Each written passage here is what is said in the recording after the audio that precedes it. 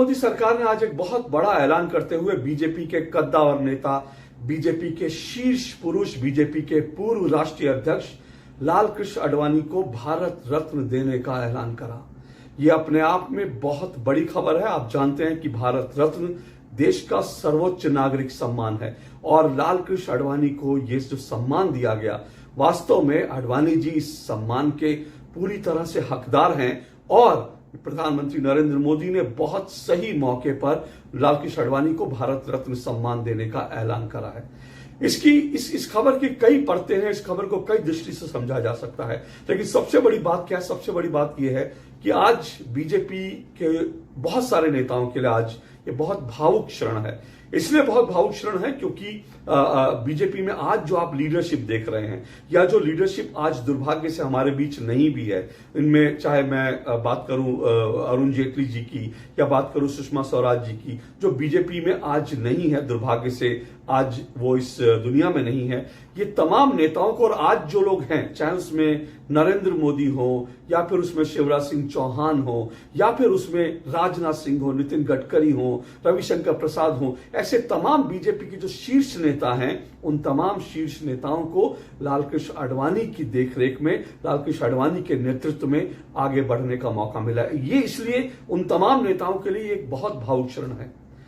निजी दृष्टि से, निजी रूप से अगर मैं कहूं तो निजी रूप से मेरे लिए भी ये बहुत, आज का दिन जो है बहुत भावुक करने वाला क्षण है, क्योंकि मेरे पिताजी जो हैं उन्होंने बरसों तक, करीब 32 वर्ष तक जो है आडवाणी जी के सहायक के रूप में काम किया। बहुत सालों तक उन्होंने आडवाणी जी को बहुत करीब से देखा, उनके साथ काम किया, और मेरे लिए आडवाणी जी मेरे एक पिता की समान है। मैं उनको पितृ पुरुष की तरह से ही देखता हूं, इसलिए मेरे लिए भी ये बहुत, आज का दिन बहुत भावुक करने वाला क्षण है। आडवाणी जी को जो मैंने करीब से देखा, उसमें उनकी मैं बहुत सारी बातें निजी तौर पे कर सकता हूं, लेकिन आज के संदर्भ में उनकी मैं 2 बातें बताऊंगा। देखिए, वो जो आडवाणी जी हैं, वो दरअसल उनको भारत की राजनीति में, उनको कई लोगों ने कहा लोह पुरुष 2 उनको कहा गया। सरदार वल्लभ भाई पटेल के जो हैं वो उत्तराधिकारी के रूप में उनको प्रोजेक्ट किया गया। लेकिन आडवाणी जी ऊपर से जितने सख्त दिखते थे ना, क्योंकि उनको एक सख्त नेता के रूप में माना गया। अटल जी आडवाणी जी की जोड़ी जो है माना गया, अटल जी बड़े नरम दिल हैं और आडवाणी जी बड़े गरम दिल हैं, सख्त दिल हैं। लेकिन आडवाणी जी ऊपर से जितने नरम दिखते हैं, अंदर से वो, ऊपर से जितने कड़े दिखते हैं, अंदर से वो उतने ही नरम दिल हैं। और इसका मैं खुद जो है कई बार मैं इस बात का जो है मैंने अनुभव किया है, मेरे बहुत निजी अनुभव, लेकिन मैं आपको निजी अनुभव नहीं बताऊंगा, वो किसी और मौके पर जरूरत होगा तो जरूर बताऊंगा। लेकिन बड़ी बात क्या है कि आडवाणी जी एक ऐसे सिद्धांतवादी नेता हैं जिनसे आज की पीढ़ी बहुत कुछ सीख सकती है। आज जो चीजें राजनीति में नहीं दिखती हैं, जो आज चीजें राजनीति में दुर्लभ हैं, वो तमाम आयाम जो है लाल कृष्ण आडवाणी ने राजनीति में शिखर पर रहते हुए कायम किए। मैं आपको 3 इंसिडेंट बताता हूं, ये आदमी लाल कृष्ण आडवाणी कितने महान हैं, इन 3 इंसिडेंट से आपको समझ आ जाएगा। पहला इंसिडेंट जो है वो इंसिडेंट 1991 का है। आज हम देख रहे हैं ना, कर्पूरी ठाकुर को जब भारत रत्न देने का ऐलान हुआ तो सबने कहा कि वो वंशवाद के बहुत खिलाफ थे, और प्रधानमंत्री नरेंद्र मोदी भी वंशवादी राजनीति की बहुत मुखालफत करते हैं, विरोध करते हैं। और ये जो मैं नेता बनूं, उसके बाद मेरा बेटा नेता बने, मेरा बेटे का बेटा नेता बने, ये जो बीमारी है, बुरी तरह से इसने भारत में राजनीति को जकड़ लिया। लेकिन कर्पूरी ठाकुर ऐसे नेता थे जिन्होंने अपने परिवार को आगे नहीं बढ़ने दिया। जब वो चाहते तो बढ़ा सकते थे, उनको ऑफर आए, और बहुत कम लोग जानते हैं आडवाणी जी को ऐसा निजी ऑफर कई बार मिला है।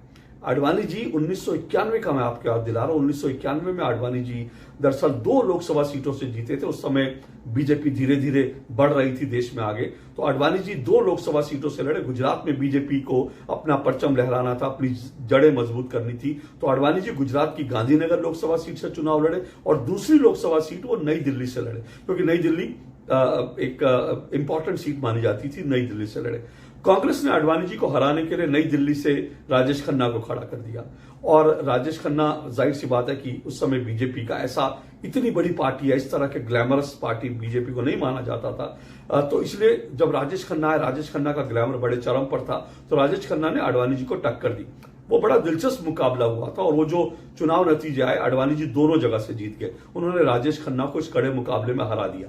जीत का मार्जिन जो है वो कम था, जीत का मार्जिन उस समय कम था, क्योंकि दिल्ली में जो आडवाणी जी की जीत हुई थी वो कुछ हजार वोटों से, लेकिन गांधीनगर में बीजेपी और आडवाणी जी 80,000 से ज्यादा वोटों से जीते थे उस वक्त। क्योंकि संसदीय जो परंपरा है उसके अनुसार आडवाणी जी को एक लोकसभा सीट छोड़नी थी।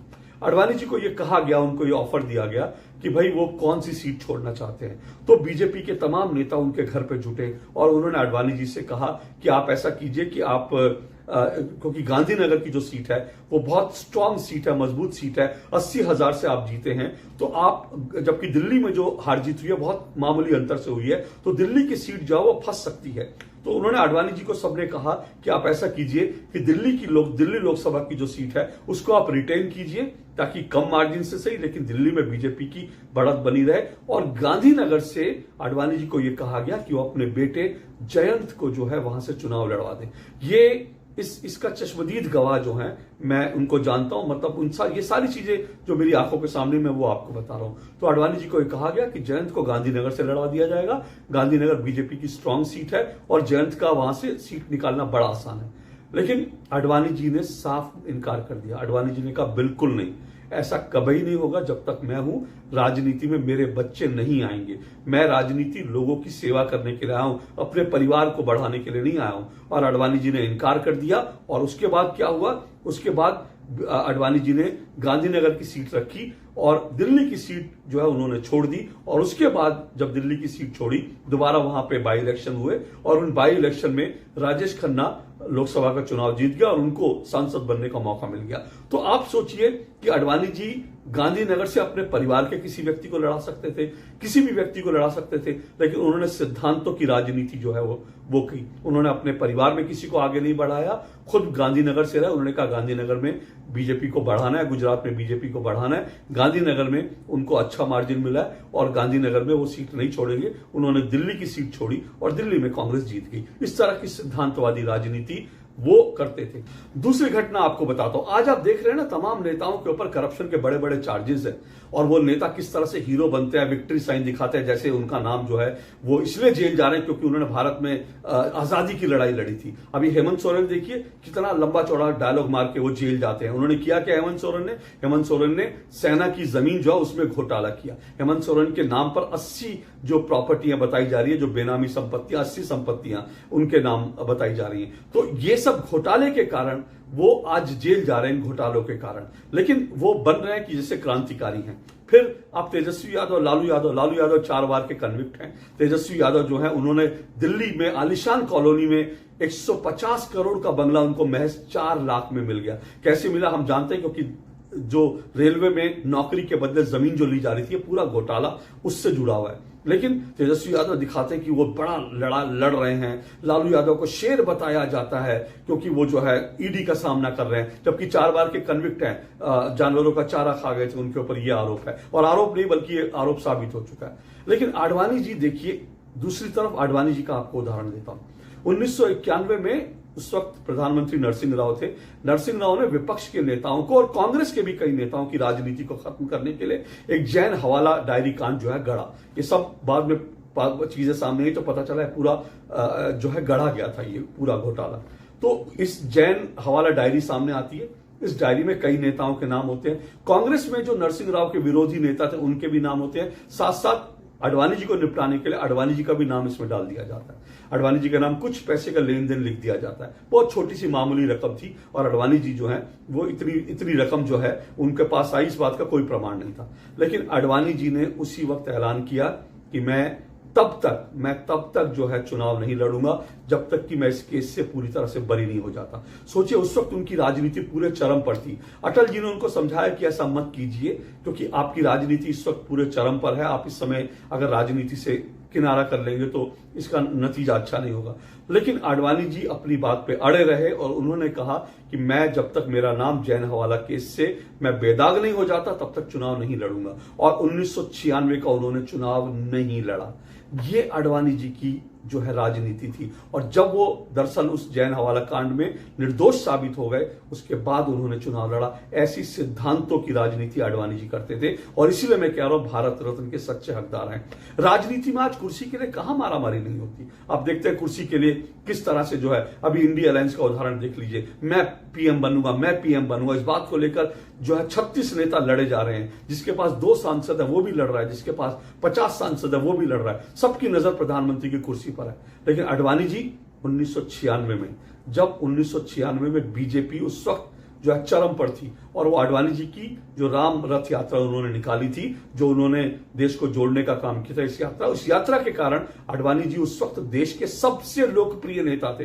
बीजेपी के सबसे लोकप्रिय नेता थे। उस वक्त अटल जी से भी ज्यादा लोकप्रिय नेता थे। उस वक्त मैं खुद मौजूद था। 1996 में बीजेपी की कार्यकारिणी की बैठक जो है वो मुंबई में हुई थी, और उस समय क्योंकि चुनाव होने वाले थे, सबको यह लगता था कि सब ये मान के चल रहे थे कि आडवाणी जी स्वाभाविक रूप से प्रधानमंत्री पद के उम्मीदवार हैं बीजेपी की तरफ से। लेकिन उस समय एक सभा के अंदर, भरी सभा के अंदर, मैं उस सभा में मौजूद था, हम लोग पत्रकार दीर्घा में बैठे थे। आडवाणी जी ने उस समय यह ऐलान किया, उन्होंने मंच से ऐलान किया कि बीजेपी के प्रधानमंत्री पद के उम्मीदवार अटल बिहारी वाजपेयी होंगे। ये जब ऐलान किया, मुझे अच्छी तरह से याद है, मेरे आसपास जितने पत्रकार बैठे थे वो उनके चेहरे के रंग बदल गए। उन्होंने कहा, अरे ये क्या कर दिया आडवाणी जी ने, ये कैसी घोषणा कैसे कर सकते हैं। और कोई नेता राजनीति में इस तरह की घोषणा कर सकता है, अपनी कुर्सी जो है किसी और के नाम करने की घोषणा कर सकता है, ये किसी ने सोचा भी नहीं था। लेकिन आडवाणी जी ने उस वक्त ये घोषणा की, और आडवाणी जी अटल जी के डिप्टी बनकर उनके साथ उनकी सरकार में रहे। तो ये बड़प्पन जो है, ये आडवाणी जी जैसे नेता दिखा सकते थे, इसीलिए आज उनको भारत रत्न मिल रहा है। तो उनका वास्तव में जो है ये सम्मान के हकदार हैं वो, और ये सम्मान भी उनको जो है उनका हकदार है। अंत में एक बात और कहूंगा, बहुत सारे राजनीतिक विश्लेषक हैं, उनको कुछ मिर्ची भी लग रही होगी ये खबर सुन करके। बहुत सारे लोगों को लग रहा होगा, अरे हम तो सोचते थे कि मोदी जी का और आडवाणी जी के बीच झगड़ा है, दोनों एक दूसरे को पसंद नहीं करते, तो फिर कैसे, देखिए मोदी जी ने आडवाणी जी को राष्ट्रपति भी नहीं बनने दिया। ऐसी तमाम बातें बहुत सारे राजनीतिक विश्लेषक हैं। लेकिन ये जो राजनीतिक विश्लेषक, ये जो पत्रकार है, ये उथली राजनीति खबरें करते हैं। ये इनको अंदर जो है, खबर के अंदर जो है और खबर की गहराई जो है, इनको इसकी समझ नहीं है। जो बीजेपी का शीर्ष नेतृत्व है, उनके रिश्ते की इनको बिल्कुल समझ नहीं है। पहले ये लोग आडवाणी जी और अटल जी के रिश्तों को लेकर बहुत सारी बातें कहते थे, लेकिन मैंने आपको बताया आडवाणी जी ने खुद अटल जी का नाम प्रपोज किया था। और उसके बाद ठीक है, जब सरकार में रहते हैं तो दोनों विपरीत नेता थे, एक नरम पंथी एक गरम पंथी, तो इसलिए वैचारिक टकराव बड़ा स्वाभाविक था कई मुद्दों पर। लेकिन उसके बावजूद दोनों के बीच बहुत बहुत गहरे रिश्ते थे, और आज भी आडवाणी जी अटल जी को मिस करते हैं, क्योंकि दोनों के बीच राम लक्ष्मण की जोड़ी एक तरह से थी। इसी तरह से नरेंद्र मोदी आडवाणी जी के सारथी रहे, उनकी रामरथ यात्रा के वो उस वक्त सारथी थे। उनकी यात्रा की सारी जिम्मेदारी, उनकी रणनीति बनाना, ये सारा जो है मोदी जी करते थे। तो दोनों के बीच बड़ा करीबी रिश्ता था। लोग ये कहते हैं कि जब मुश्किल दौर में थे मोदी जी, तो आडवाणी जी ने उनको बचाया था, ये सब। हालांकि उस वक्त अटल जी भी मोदी जी के साथ थे, ये मत भूलिए, ये पूरी पार्टी का निर्णय था। लेकिन बहरहाल उन बातों को छोड़ भी देते हैं। लेकिन मैं आपको बता रहा हूं, बहुत सारे लोग कहते हैं कि देखिए राम मंदिर का श्रेय लेने जो है मोदी जी जा रहे हैं, और आडवाणी जी को उन्होंने पीछे छोड़ दिया।